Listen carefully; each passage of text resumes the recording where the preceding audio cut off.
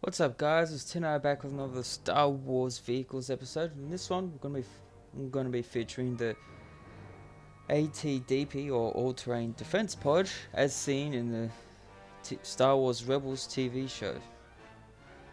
Now, well, it was designed and manufactured by Kuwait Drive Yards or KDY.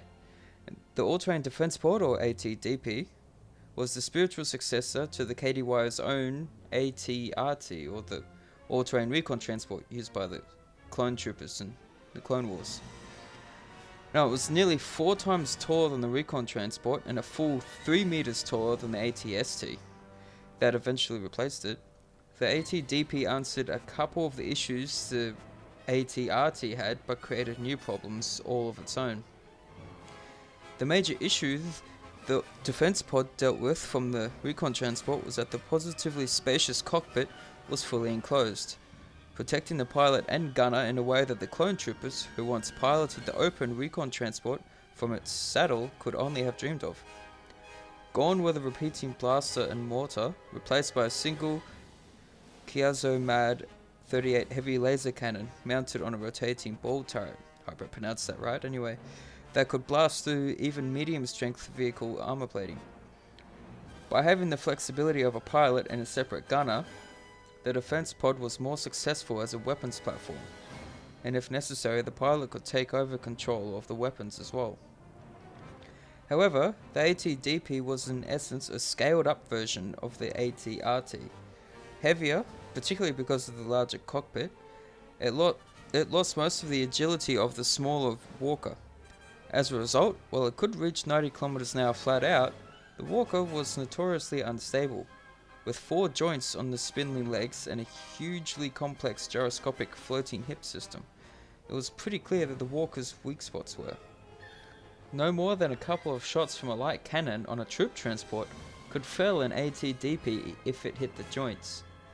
A hard enough physical jolt from the rear, solid enough to pitch the cockpit forward, could fully unbalance the Walker. Defense pod crews wore body armor for that very reason. Now, one issue that the defense pod was to share with the scout transport, or the ATST, later on, was the instability of its drive reactor. The armor on the Walker was set on the front and sides of the cockpit and not to the rear.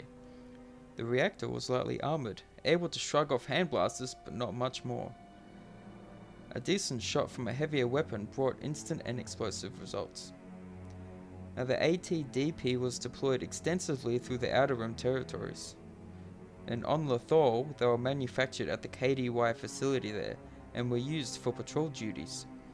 Now, up to 2 at a time could be carried by a Gazanti class cruiser and dropped into action. The local rebel cell quickly got the measure of the ATDPs though, often leaving them fatally wrong-footed. As you can see in Rebels, every time you see one of these walkers in Star Wars Rebels, you sit there thinking, how are they going to take it down? From leaping on top, cutting their way in and capturing one, to just toppling them over, or just taking them down in general.